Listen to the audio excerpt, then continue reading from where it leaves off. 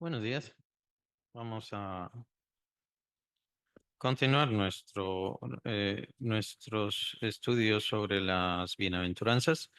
Estuve buscando unos pasajes y quería que los revisáramos, que tienen que ver con la justicia, a lo que se refiere el Señor, hambre y sed de justicia, y a la misericordia. A la misericordia. Solamente son algunos pasajes. Estos temas, la misericordia y la justicia, son muy abundantes en toda la Biblia. O sea, no lo vamos a ver completamente, solamente quería señalar algunas cosas que se repite, como lo de la justicia se repite varias veces. Habacuc 2:4. Habacuc 2:4 dice. He aquí que aquel cuya alma no es recta se enorgullece, mas el justo por su fe vivirá. Mas el justo por su fe vivirá. Y este es un pasaje bastante famoso y bastante utilizado. El justo por su fe vivirá. Por eso es que aparece en Romanos 1:17, por eso es que aparece también en Gálatas 3:11. Porque en el Evangelio la justicia de Dios se revela, dice, por fe y para fe. Bueno, a esa sería la respuesta de por qué en Habacuc aparece escrito, mas el justo por su fe vivirá. ¿Son lo mismo la justicia y la fe? ¿Son lo mismo la justicia y la fe? No son lo mismo. ¿Se puede tener fe sin justicia? Se puede tener. Acabamos de ver y le dedicamos bastante tiempo, ¿no? Al ladrón aquel que se salvó. Entonces se podría tener fe sin justicia, claro, reconociendo que la fe la da Dios. ¿Y por qué la da Dios? Es cuestión de Él, es Él quien decide. No podemos imponerle a Dios, dale a este, dale a aquel. Podemos orar a Dios, podemos suplicarle a Dios, pero no podemos imponerle a Dios a quien le da fe y a quien no le da fe. Y en ese caso, el Señor a muchos malhechores les ha dado fe, incluso para que se salven, y muchas personas que en teoría son justas, es decir, los vemos como personas religiosas, son personas que no tienen fe. Se les presenta el Evangelio y ellos no quieren el Evangelio de la libertad, de la vida del Señor, sino que lo que quieren es seguir en su religión. Entendemos que puede ser por pecado, por seguir haciendo lo malo, porque al final cuando venimos a Cristo el Señor nos exige cambio, podría ser, ¿no? Entonces, ¿en dónde se revela la verdadera justicia? Dice el apóstol Pablo entonces, Romanos 1:17, que es el que acaban de leer, ¿verdad? Mas la justicia de Dios se revela por fe y para fe. ¿A qué se refiere el apóstol Pablo ahí? La justicia de Dios se revela por fe y para fe.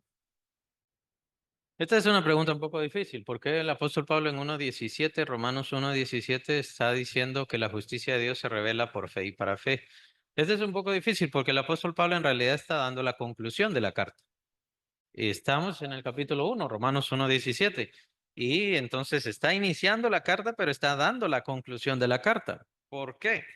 Porque de la justicia de Dios es de lo que va a hablar el resto de la carta, prácticamente. Va a hablar de la culpabilidad del hombre, del pecado del hombre, a lo largo del capítulo 1 de Romanos, capítulo 2, la injusticia del hombre que a pesar de la filosofía y a pesar de su religión, de su búsqueda de Dios a través de la ley, es imposible que lo encuentre. Capítulo 3, cómo el hombre, aún con las obras de la ley, es imposible que se logre justificar. Y por supuesto, entonces en el capítulo 3 es donde abre el gran tema del Señor Jesucristo, quien es la propiciación por nuestros pecados. Entonces viene la conclusión del apóstol Pablo, ya entrando a capítulo 4, ya incluso capítulo 5, que por la justicia que nos da el Señor Jesucristo, que es la justicia de Dios sobre este mundo, entonces ahora tenemos paz para con Dios, capítulo 5 de Romanos. Y ya vienen todas las demás consecuencias. El bautismo, ¿qué significa el bautismo? A pesar de que tenemos salvación, aún así tenemos un cuerpo vendido al pecado, un cuerpo que todavía tiene esa infección de pecado. Entonces, por eso seguimos haciendo lo malo. Capítulo 7 de Romanos y capítulo 8, la grandeza del cristiano y el andar en el Espíritu. Entonces, es un poco extraño porque el apóstol Pablo da la conclusión al principio de la carta, pero supongo que lo que quería hacer era animar a los romanos e intrigarles. Entonces, la justicia de Dios, ¿qué tiene que ver con la fe? Solamente porque vino el Señor Jesucristo y Él cargó con nuestros pecados al confiar en Él, entonces nosotros somos hechos justicia de Dios en Él. Capítulo 5 de Segunda de Corintios. Entonces somos hechos justicia de Dios en Él. Al que no conoció pecado, por nosotros le hizo pecado para que nosotros fuésemos hechos justicia de Dios en Él. Que no lo apunté acá, obviamente. Pero entonces, cuando Habacuc dice, mas el justo por su fe vivirá, se refiere a que ponga su confianza en Dios.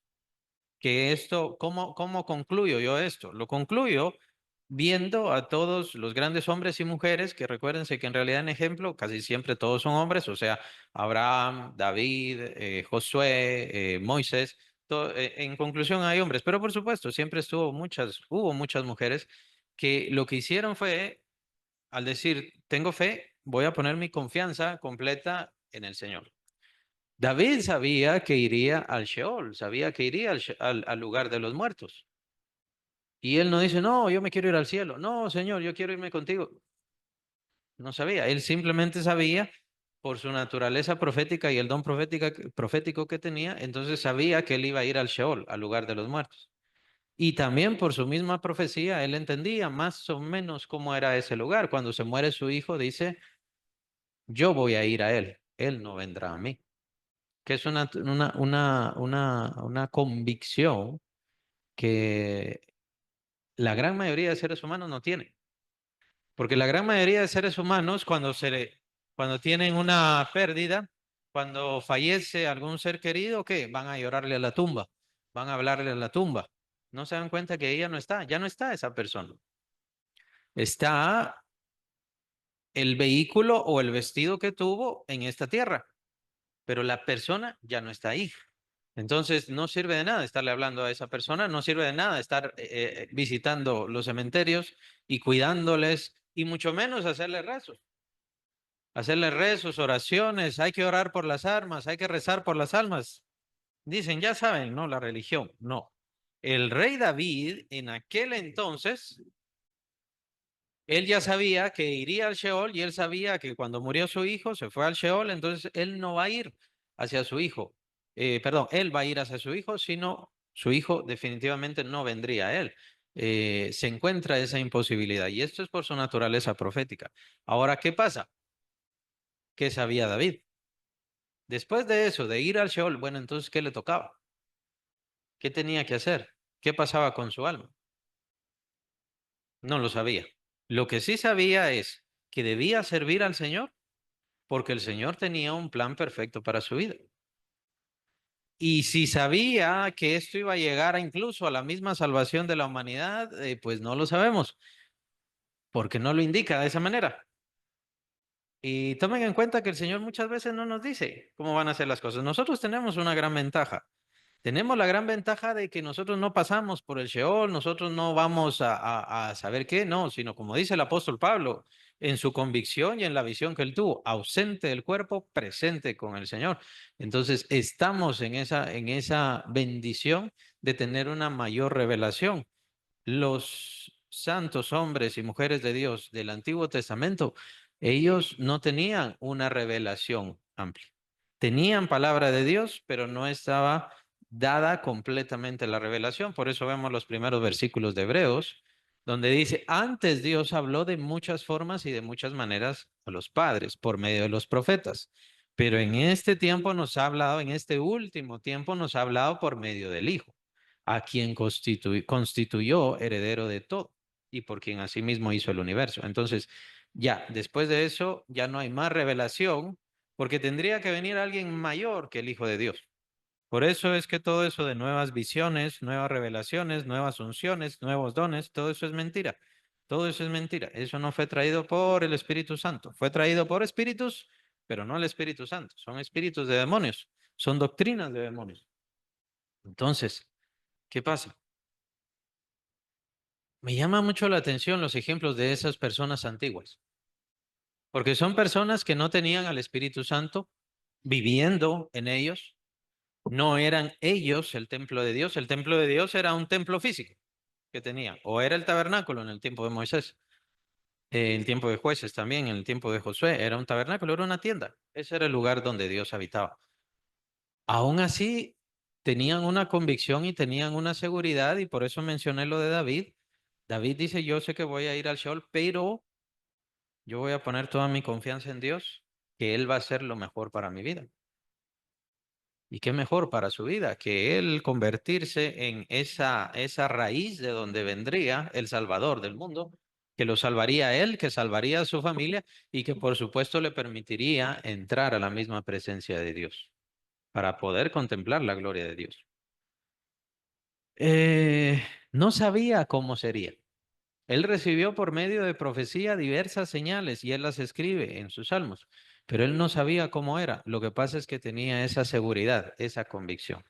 ¿Justo era David? No, no era para nada justo, lastimosamente. Y muchas veces él refleja en sus salmos eh, la enfermedad, la infección del pecado que había en su ser y cómo se lamentaba de eso. A mí me parece que eso es hambre y sed de justicia. Por más que tratara de buscar al Señor, por más que tratara de honrar al Señor, aún así se daría cuenta que es injusto. Como lo que mencionaba la semana pasada con respecto a Moisés. ¿Por qué el Señor no lo perdonó? Porque era injusto y tenía que reflejar y mostrar, no existe ni uno justo, ni siquiera el que escribió la ley, ni el que escribió la ley era perfecto. Bueno, entonces, ¿quién era el único perfecto? Es que por eso es que viene Cristo Jesús. Cristo Jesús es el único perfecto, el único completa y perfectamente justo, ¿no?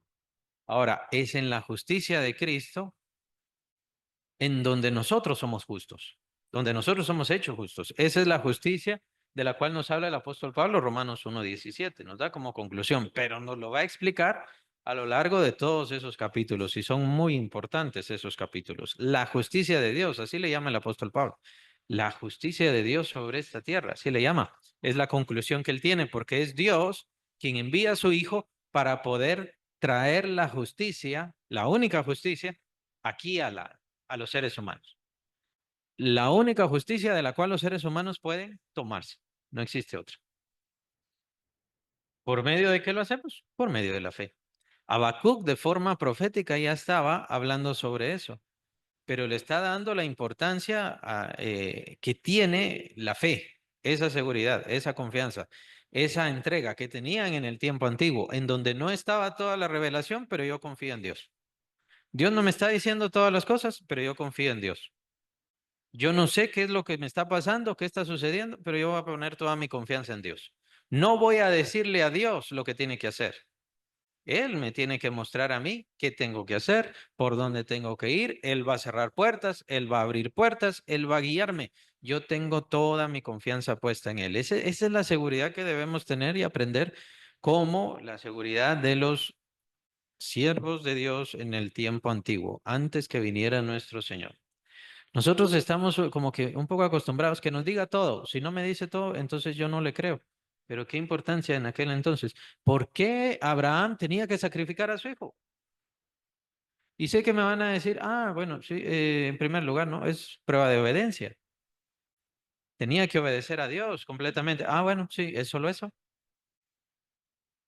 Era un reflejo del Señor Jesús. Él estaba haciendo una representación de lo que el Padre Celestial literalmente haría con su Hijo Jesucristo. No fue un capricho, no fue algo al azar. Dios no estaba celoso de Isaac. Quería utilizar a Abraham para poder dar todos estos reflejos. Es lo mismo con el sacrificio. ¿Cuál es el único sacrificio que ha recibido Dios? El único genuino sacrificio que ha entrado a la presencia de Dios y que sigue funcionando y que puede sanar y limpiar completa el alma de todo ser humano es el sacrificio de Cristo Jesús.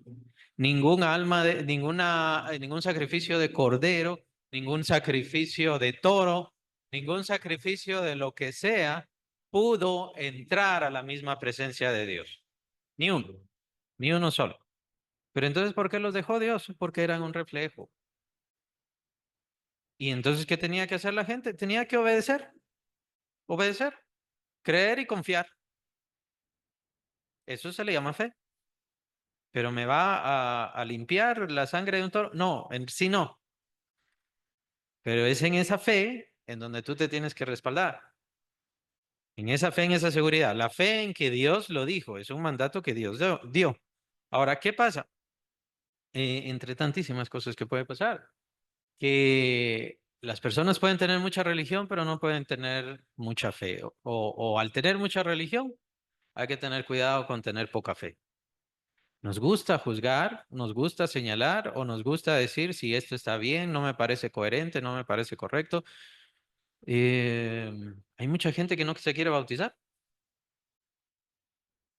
Y podríamos decir, bueno, sí, es que el bautismo el Señor lo dio en aquel tiempo, en aquel momento. Recuérdense que no había Biblias, no había conocimiento y muchos en el Imperio Romano eran esclavos, entonces no sabían leer y escribir. Entonces el Señor da esta señal, la señal del bautismo, para que creyeran, para que entendieran. Entonces eso ya no hace falta ahora. ¿Podemos decir eso? El punto es de que es un mandato del Señor, punto y se acabó. Y el Señor nos ordena, el Señor nos impone. Y el primer camino, el primer paso para hacer, perdón, para hacer eso es precisamente el bautismo. No tomarlo en forma mística, sino en forma de fe, en donde yo no sé qué es lo que el Señor está haciendo. El Señor solo me mandó que viniera a la iglesia. El Señor me mandó que me bautizara. El Señor me mandó que esté comiendo la cena del Señor junto con mis hermanos en Cristo. Ahora, yo voy a poner toda mi confianza en el Señor, la fe, muy importante. Ahora, ¿para qué nos sirve la justicia? He mencionado a David, más o menos mencioné a Abraham. ¿Para qué nos sirve la justicia? Aunque eran hombres de fe, no tenían justicia. Entonces, ¿cuál era la consecuencia de eso? Estaban siendo castigados. David estaba siendo castigado. Bueno, fue castigado acá, tuvo que sufrir la muerte de sus hijos, pero cuando ya partió de esta vida, ¿qué pasó? Digamos más específicamente la presencia de Dios. Para poder llegar a la presencia de Dios, recuérdense que ellos estaban ¿en dónde? En el paraíso o en el seno de Abraham, que era un área del Sheol o del lugar de los muertos o del inframundo. Capítulo 16 de Lucas, ahí era donde estaban. Y ahí es donde podemos encontrar a Abraham, el padre de la fe. El padre de la fe no era digno de entrar a la presencia de Dios.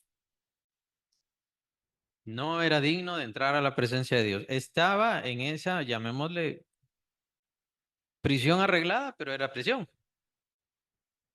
Él no era libre de hacer lo que quisiera. ¿Qué pasa? Cuando el Señor Jesucristo hace la justificación, Él se lleva cautiva la cautividad, capítulo 4 de Efesios, y es entonces cuando todos estos grandes hombres y mujeres de Dios, llenos de fe, que siguieron al Señor, que esperaron en Él, que confiaron en Él, pudieron entrar a la presencia de Dios. La justicia es muy importante. Sin justicia no entramos a la presencia de Dios. Pero gracias sea a nuestro Dios que no espera nuestra justicia y sabía que nuestra justicia no podía llegar a ningún lado. Si ni siquiera David pudo, si ni siquiera Abraham pudo, ni Moisés pudo, no pudieron.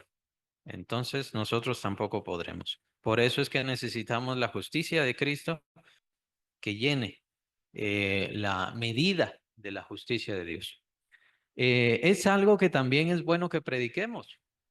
Tal vez no explicando todo así como ahora, ya me llevé bastante tiempo explicando todo esto, pero es algo que es bueno que prediquemos. ¿Por qué? Porque hay muchas personas que creen que se pueden salvar por sus propias justicias, que creen en Dios es bueno, Dios es bueno. Permítame, entonces me va a salvar porque yo hago cosas buenas. O sea, si Dios no le salva es malo, eso es lo que está diciendo usted. Si Dios no le libra de la condenación, entonces Dios es malo porque usted, ¿qué hizo? Bueno, no maté a alguien. No, no me metí a un banco a robar, a asaltar y asesinar gente, vaya, pero sigue haciendo cosas malas.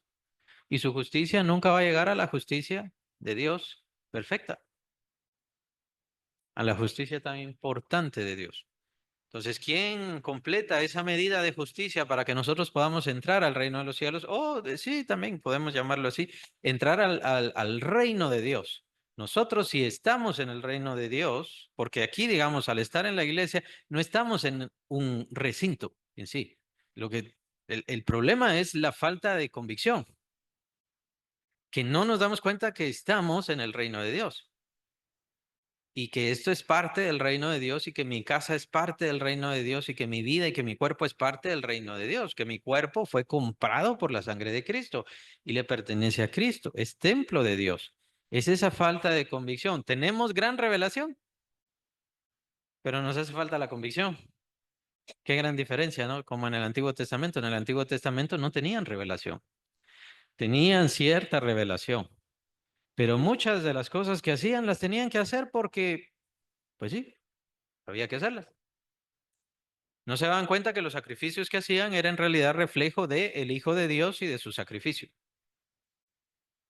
No se daban cuenta de eso. Y nunca se dieron cuenta. Murieron sin darse cuenta.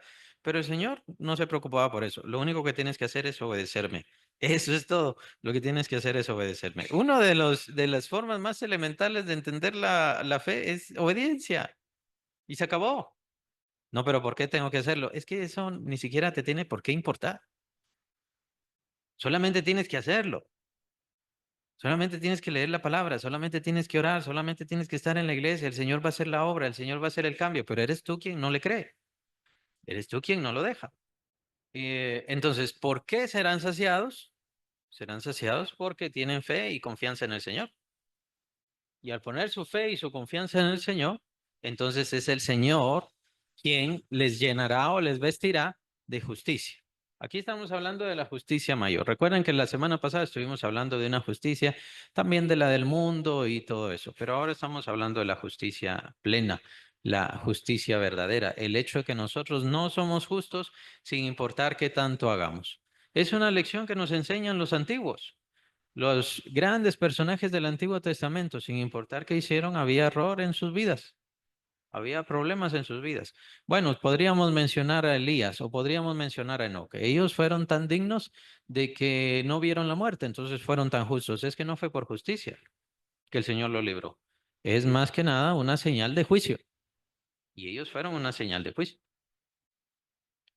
Y muy probablemente se dé también en nuestros tiempos, pero eso es otra cosa. Entonces, no hay justicia. Martín Lutero fue otro que luchó mucho.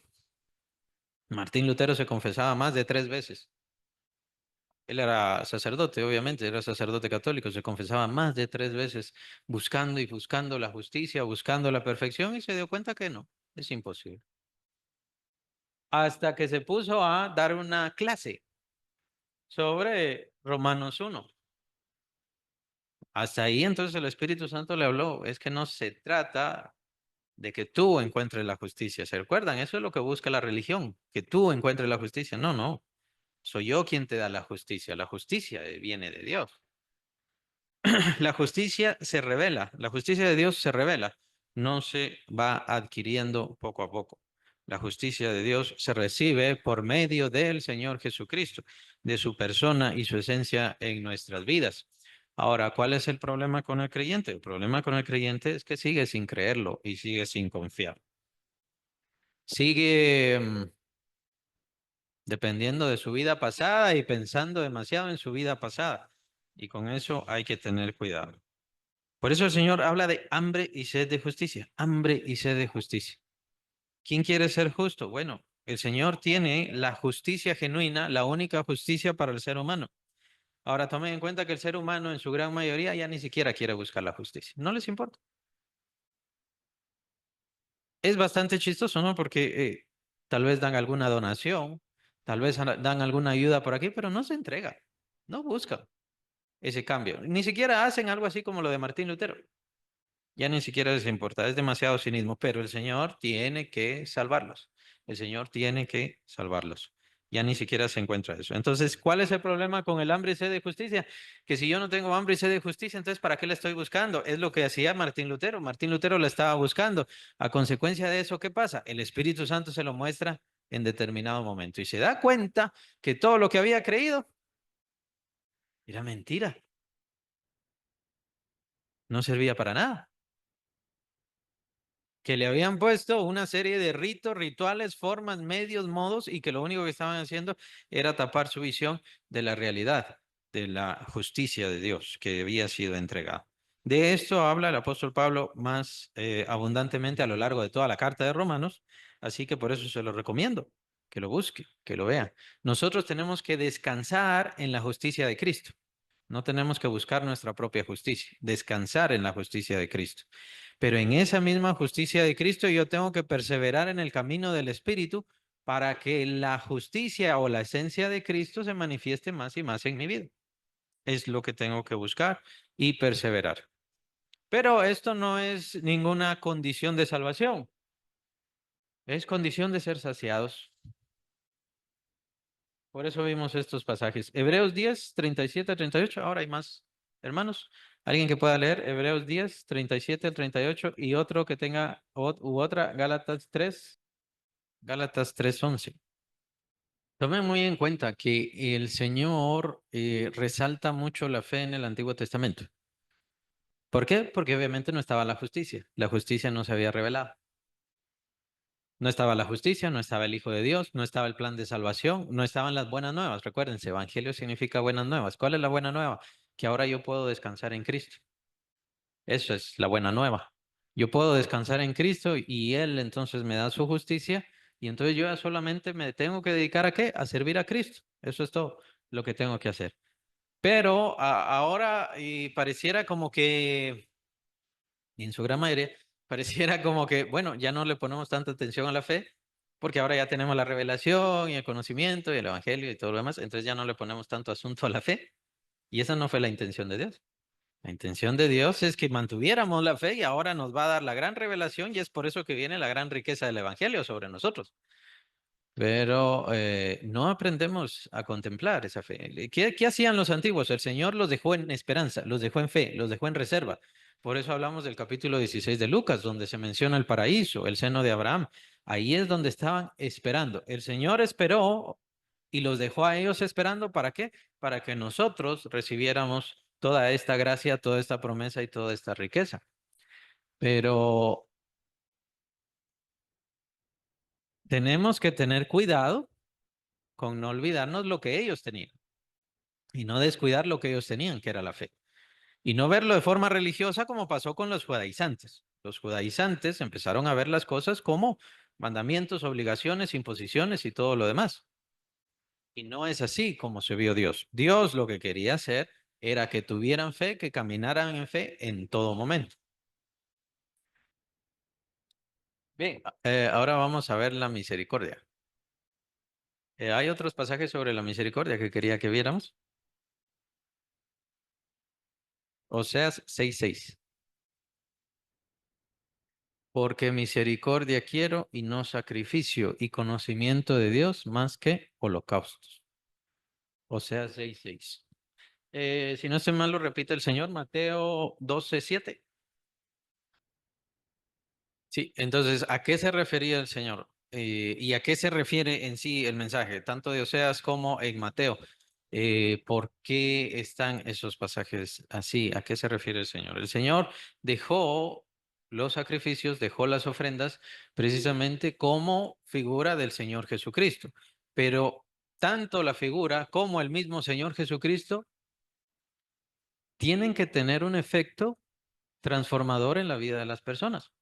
Hablando en el Antiguo Testamento, obviamente en su pueblo Israel, pero ahora con nosotros el mensaje del Señor Jesucristo tiene que tener un efecto transformador en nuestras vidas. Y tendríamos que aplicar la misma historia porque el Señor lo tiene en sus bienaventuranzas. Bienaventurado el misericordioso, ¿por qué? Porque alcanzará misericordia, que también es lo que repite Santiago. Ahorita vamos a leer Santiago, todavía no. Pero como que se nos olvida. El Señor dice más o menos así. La idea es, si ustedes están haciendo sacrificio, ¿por qué no aprenden a tener misericordia? Si yo los estoy perdonando, si yo estoy teniendo misericordia de ustedes, ¿por qué ustedes no aprenden a tener misericordia?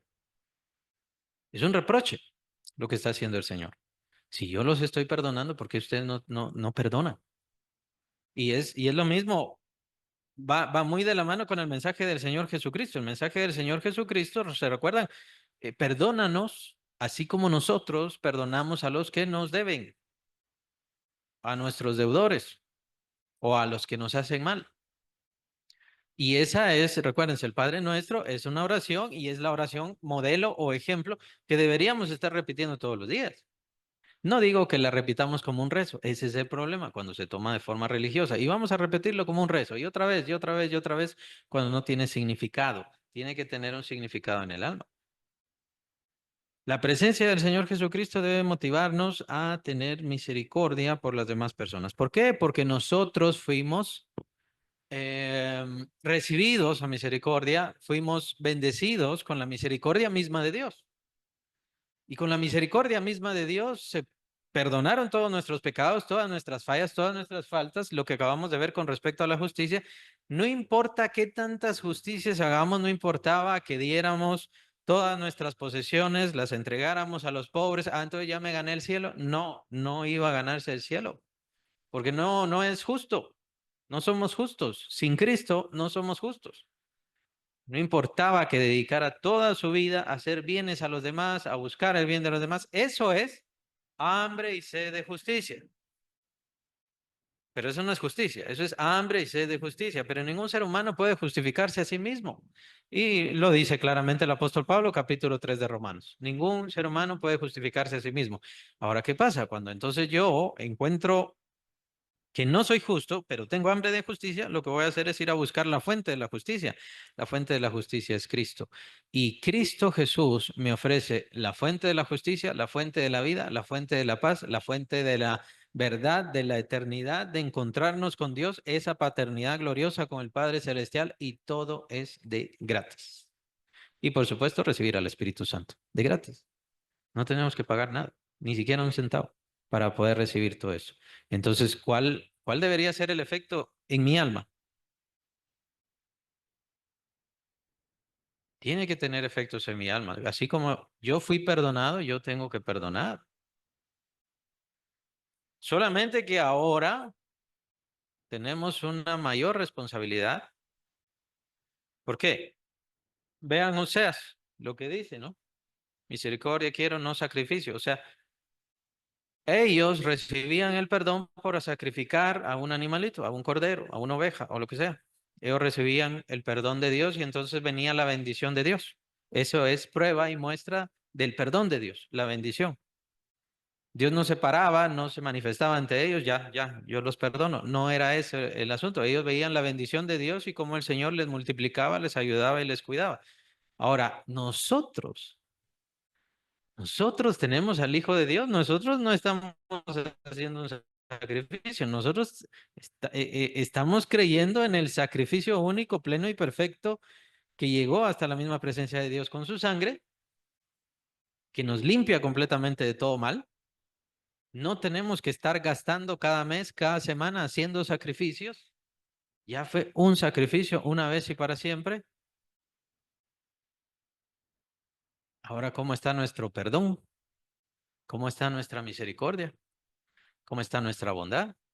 Solo que nosotros tenemos una mayor responsabilidad porque nuestro sacrificio no es de animales, nuestro sacrificio es el del Señor Jesucristo, el Hijo de Dios, que se entregó a sí mismo por nosotros.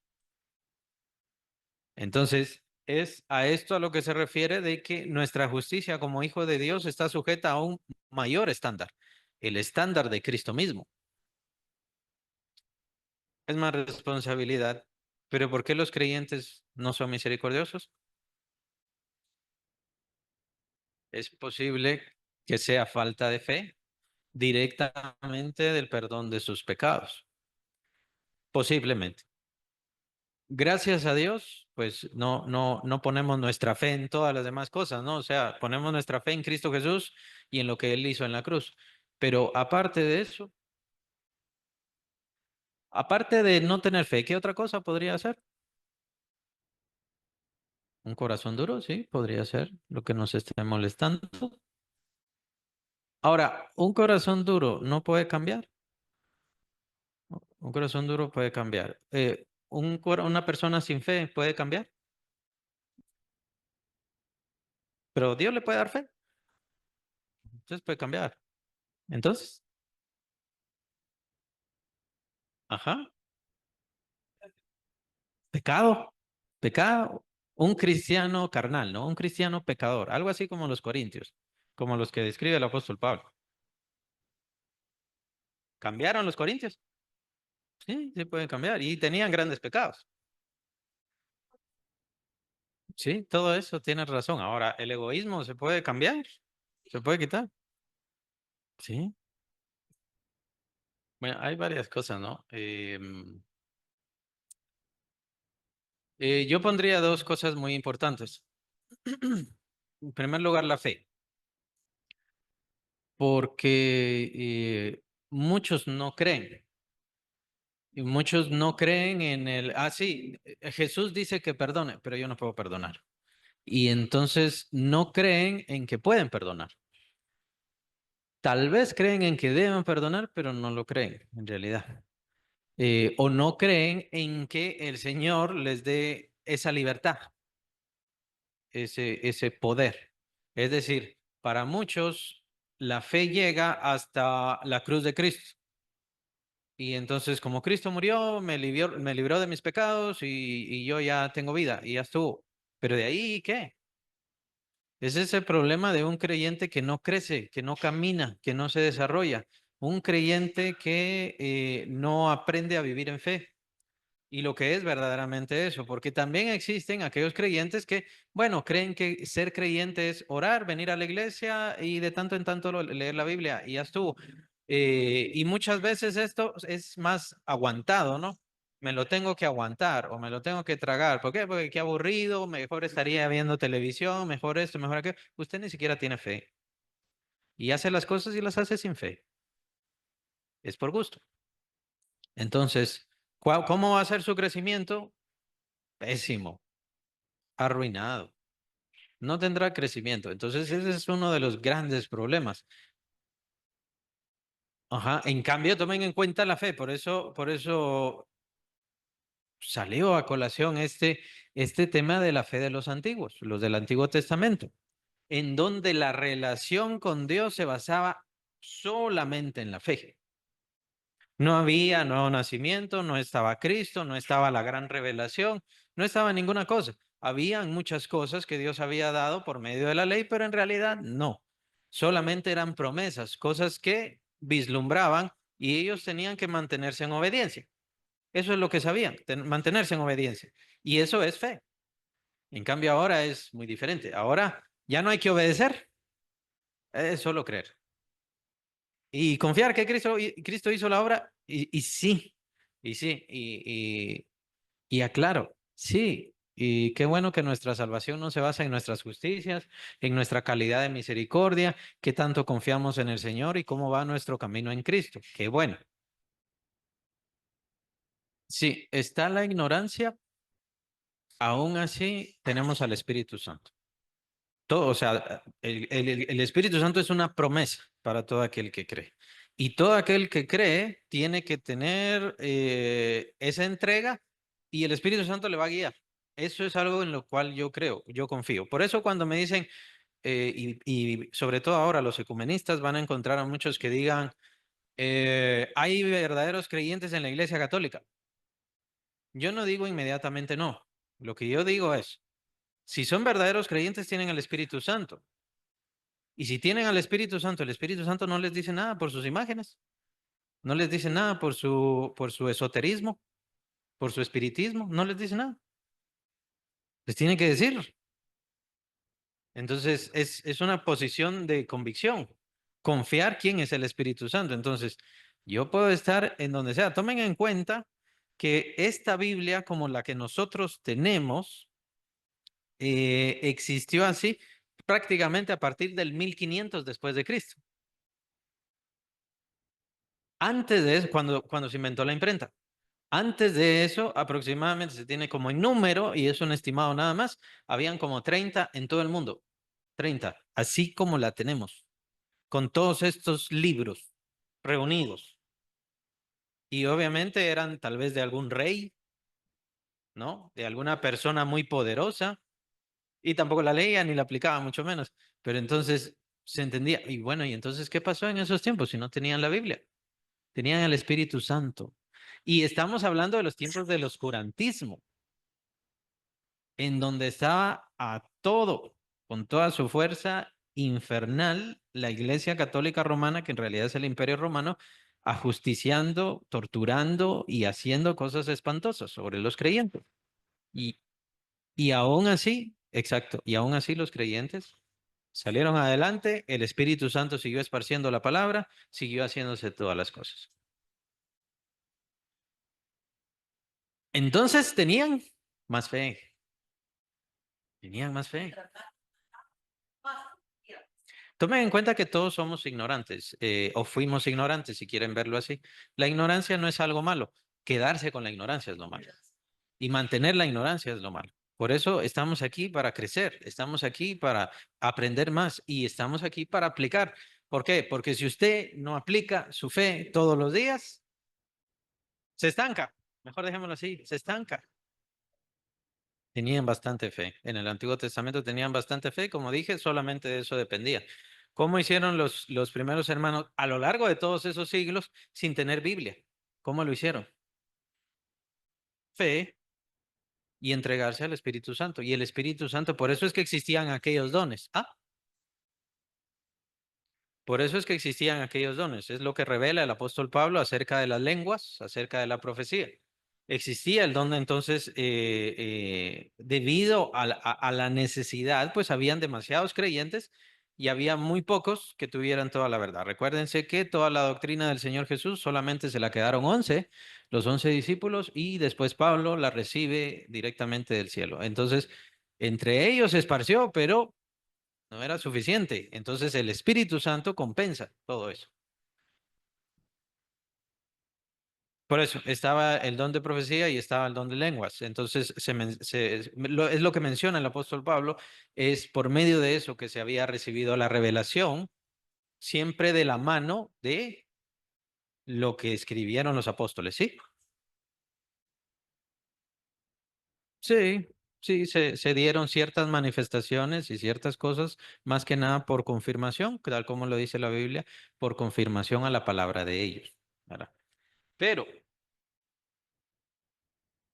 tenían más fe, es que eso es lo que llama la atención, ¿no? Tenían más fe en el Antiguo Testamento, tenían más fe en la iglesia sin Biblia. Y ahora tenemos la revelación total y tenemos la Biblia.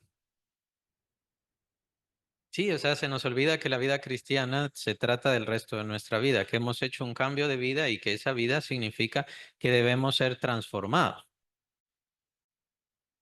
Ahora, ¿cuál es la otra cosa? Dije, una es la fe, creo que es la que sobresale, pero la otra, ¿por qué se mantienen las personas, los creyentes, en esa falta de fe? Por la intención personal y la decisión propia, o sea, mi voluntad. O sea, hay muchos que se acercan a Cristo solamente porque quiero mi salvación. Y claro, es muy fácil decirle al Señor, Señor, salva a aquel, Señor, salva a aquella, Señor, salva a este, pero yo no voy a poner mi vida. Y no me refiero a morir, porque el Señor no nos pide eso. Puede ser que llegue el momento, pero eso de hecho es un privilegio el cual nosotros no merecemos. Pero cuando digo poner nuestra vida es, yo quiero que aquella persona se salve, entonces yo voy a ponerme a estudiar la palabra. No voy a aprenderme 4 o 5 pasajes. Voy a ponerme a aprender la palabra para poder expresársela. Eso es poner la vida. Exacto. Y no podemos dar lo que no tenemos en sí. Por eso estamos viendo las bienaventuranzas. Miren cuánta gente está llorando. ¿Podemos nosotros consolarlos? Ahora, podemos dar un abrazo, podemos dar cariño, podemos decir que el Señor le bendiga, pero mostrarle cuál ha sido el consuelo que Dios me ha dado a mí y el consuelo que Dios le quiere dar a usted si usted tan solo le recibe en su corazón y cómo va a transformar su corazón y su vida. Pero ¿qué es lo que falta? La voluntad. Tomen en cuenta que sí tenemos que vivir en el mundo, sí, tenemos que vivir en el mundo, pero no somos del mundo. O sea, tenemos que estar en el mundo, tener una vida cotidiana, hacer todo lo que debemos hacer, pero bajo los principios del Señor Jesucristo, siguiendo y obedeciendo su camino.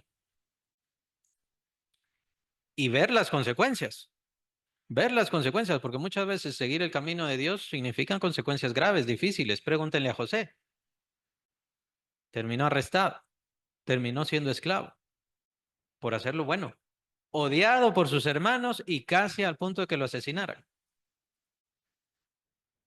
Ahora, ¿qué hizo José? José dijo, bueno, me va a ir mejor y voy a estar más cómodo si quito mi dignidad,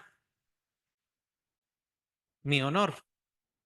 Entonces voy a decir, sí, está bien, hermanos, no hay problema, roben lo que quieran, hagan lo que quieran. Pero hay muchos creyentes que venden su dignidad. Ya saben, están en el Congreso, están en los juzgados, tienen diferentes cosas, sea bata, sea sotana, sea lo que sea, ya saben. Están en los bancos, están en las narcoiglesias, yo le llamo así, mejor ya, las narcoiglesias, vendidos. Sí, lo que pasa es de que pensamos que la justicia que nos da el Señor Jesucristo me da permiso de hacer el pecado, de cometer pecado y de ser indigno, de tener falta de honor, de tener falta de dignidad, de hacer lo malo, de tener promiscuidad. Como ya el Señor me salvó, entonces no hay pena. Hay un montón que piensan así. Un montón. Y es por esa razón que estamos en el impasse de, ¿será que son creyentes o no son creyentes? O sea, solo pónganse a pensar en las iglesias en este momento, cuántos están en esas iglesias que el viernes o el sábado fornicaron y no tienen ninguna pena. Ah, ¿cómo Dios perdona? Era lo mismo que hicieron el pueblo de Israel y por eso vimos lo de Oseas. Era lo mismo que hacía el pueblo de Israel. Es que yo lo que quiero es que cambie. Claro, está bien, les di el sacrificio. Y este es nada más un reflejo. Después vendrá mi hijo, pero ya mi hijo es otra cosa, es una cosa mayor.